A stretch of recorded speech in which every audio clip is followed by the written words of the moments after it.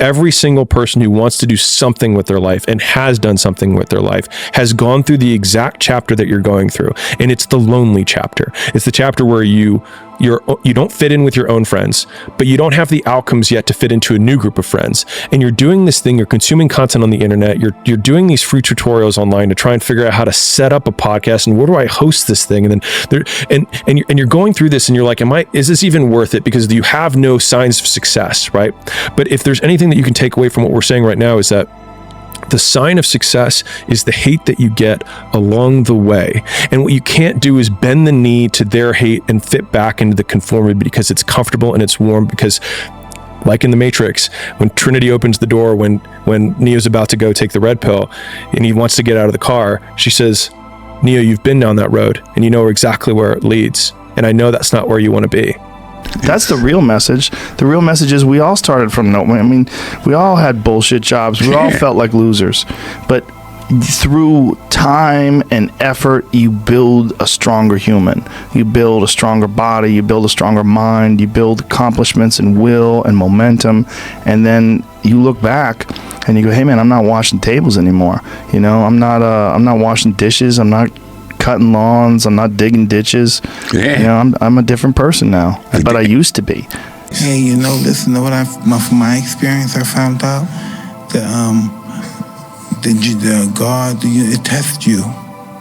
It tests you and see how much of this you can take before you say, let's just be finished with this. You know what I mean? It wants to show you something. It wants to see how much you can take, how much you can handle of life. You say you love life, you want to live life. I'm going to show you life. Life is beautiful, but you have to accept the good and the bad as being beautiful. You can't accept the good, oh, this is beautiful. Then we lose some of our life sucks. Life is beautiful because life gives us the ability to just know them on our journey in life. We met them. We loved them. We cared about them. They cared about us.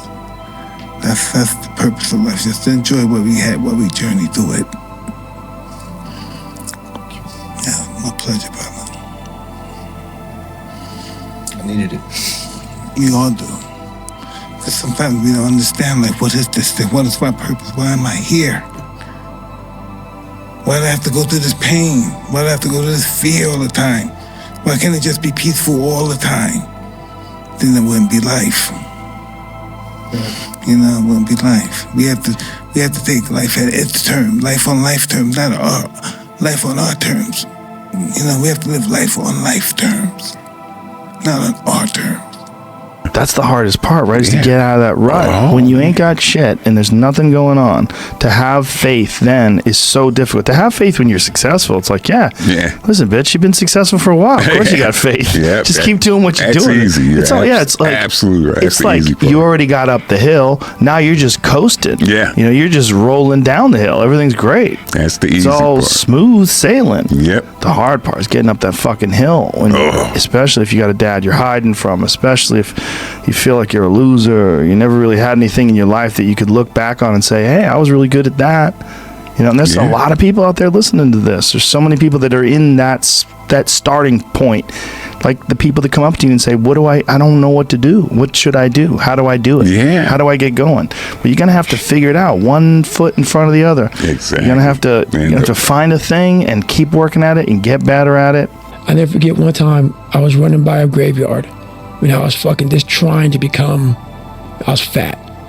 And I ran by a graveyard and I looked out there and I have all these epiphanies, man. I have all these fucking moments of it's crazy, man, of just thought. Cause I'm always by myself and always in deep fucking thought about how to be better. And I look out there, I'm like, man, I wonder how many of you motherfuckers in there fucking just are so upset with how you lived your life and fucking just regret how you lived it. And I'm running a 300-pound man thinking, man, don't fucking die like this, bro. That most men live lives of quiet desperation. It's one of my favorite quotes ever because it's true. And I've been that guy. My God. You're just in this world where you just can't wait to just run away. You ask yourself, you sit on the bed and say, okay, man, I'm ready to learn something. Like what's one thing I'm doing wrong that I know I'm doing wrong, that I could fix, that I would fix? It's like, you meditate on that, you'll get an answer. And it won't be one you want. but it'll be the necessary one. And how do people get stuck there? How do you think they get stuck there? Bills. Bills, like financial bills? Yeah. Bills and commitment. You have an apartment you have to pay for. You have a car you leased. You have a wife that you have to feed. You have a child you have to raise. You have to. You have your mortgage. You have your this. You have your that, and that's where it all comes from. Where do you think opportunity plays into that? Well, the opportunity takes place usually when you're young and you don't have any responsibility. That's when you have your options. Well, your options are severely limited the more you gather responsibilities. Like if I had to, as a 51-year-old father of 3, married man, pays taxes, has a house and a mortgage and a business and all that jazz. If I had to quit everything now and struggle the way I struggled as a stand-up comedian, it would never work.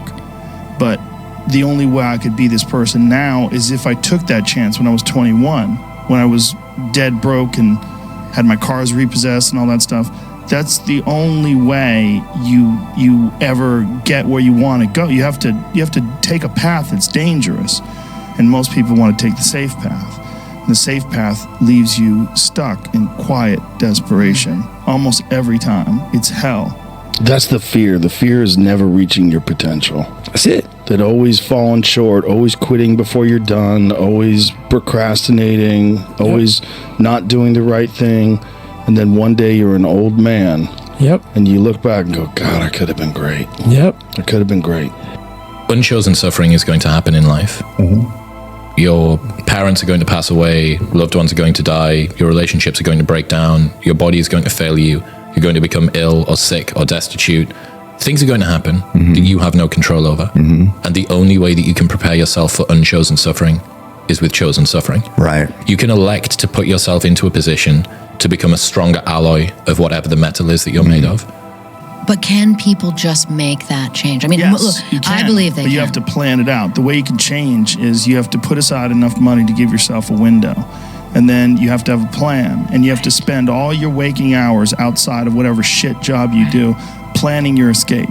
And you have to come to the realization very clearly that you fucked up and you got yourself stuck. So whatever you're doing, you have to do it like your life depends on it. And whether it is you're trying to be an author and if you're gonna try to be an author and you're working 8 hours a day plus commuting plus family responsibilities or whatever else you have, whatever time that you have to attack like you're trying to save the world. You're trying to save your life. You don't want to drown. That 1.5 hours a day that you have to write, God damn, you better be caffeinated and motivated. You gotta go. You gotta get after it. And you gotta have discipline. Most people don't have those things. Most people don't understand what it's like to really go for something and to know that the consequences of not doing that are horrific. And by purposefully choosing difficult things, you will armor yourself against that situation. It's still going to suck, but think about how much more fragile you would be if you hadn't overcome all of this stuff. Here's how to get older without getting better. Keep relearning the same lesson. If you keep making the same mistake over and over, the mistake isn't the problem. You are.